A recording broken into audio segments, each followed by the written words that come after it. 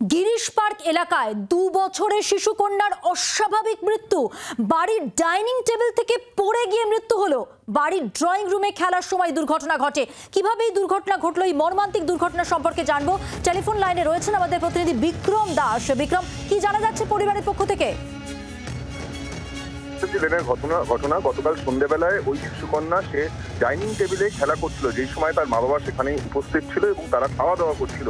আচমকাই ওই শিশুকন্যা মর্মান্তিকভাবে সে ওই ডাইনিং টেবিল থেকে মাটিতে পড়ে যায় এবং তারপরেই সংজ্ঞাহীন অবস্থায় তার পরিবারের সদস্যরা তাকে স্থানীয় হাসপাতালে নিয়ে যায়। সেখান থেকে তাকে পার্ক সার্কাসের চিত্তরঞ্জন ন্যাশনাল মেডিকেল কলেজে নিয়ে যাওয়া হয়, যেখানে চিকিৎসকরা তাকে মৃত বলে ঘোষণা করে। অবশ্যই এই ঘটনায় শোকস্তব্ধ গোটা পরিবার, কারণ যেটা জানা যাচ্ছে যে এই শিশুকন্যাকে প্রায় 9 বছর বাদে জন্ম দিয়েছিলেন তার মা ও বাবা, এবং তার পাশাপাশি পুলিশের তরফ থেকেও এই মুহূর্তে তদন্ত শুরু করা হয়েছে। অস্বাভাবিক মৃত্যুর মামলা রুজু করে তার সঙ্গে সঙ্গে দেহ ময়নাতদন্তে পাঠানো হয়েছে। ময়নাতদন্তের প্রাথমিক ওপিনিয়ন আসলে পুলিশ নিশ্চিত করে জানাতে পারবে যে কিভাবে বা কি কারণে এই শিশুর মৃত্যুর ঘটনা ঘটেছে।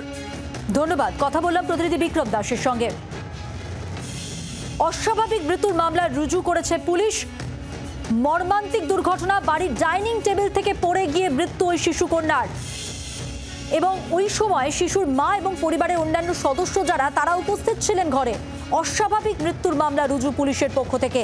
গিরিশ পার্ক এলাকায় এই ঘটনা ঘটেছে। 2 বছরের শিশুকন্যা যার মর্মান্তিক মৃত্যু, বাড়ির ড্রয়িং রুমে ডাইনিং টেবিলের ওপর বসে সে খেলছিল, আর সেই সময় সে সেখান থেকে পড়ে যায়। খেলার সময় এই দুর্ঘটনা ঘটে, তারপর মৃত্যু। যে বাড়ির ছবি আপনাদের দেখাচ্ছি, এই বাড়িতেই দুর্ঘটনা ঘটেছে। ডাইনিং টেবিলে বসে খেলছিল ওই শিশুটি। খেলার সময় দুর্ঘটনা ঘটে। শিশুর মা ও পরিবারের অন্যান্য সদস্যরা তারাও কিন্তু উপস্থিত ছিলেন। অস্বাভাবিক মৃত্যুর মামলা রুজু করেছে পুলিশ। গিরিশ পার্ক এলাকায় শিশু কন্যার অস্বাভাবিক মৃত্যু। গিরিশ পার্ক এলাকায় 2 বছরের শিশু কন্যার মৃত্যু হয়েছে বাড়ির ডাইনিং টেবিল থেকে পড়ে গিয়ে।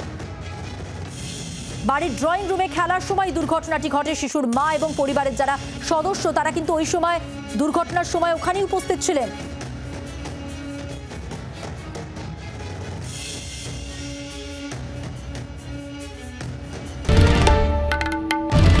বাংলার আওয়াজ, বাঙালির আবেগ, জি 24 ঘন্টা।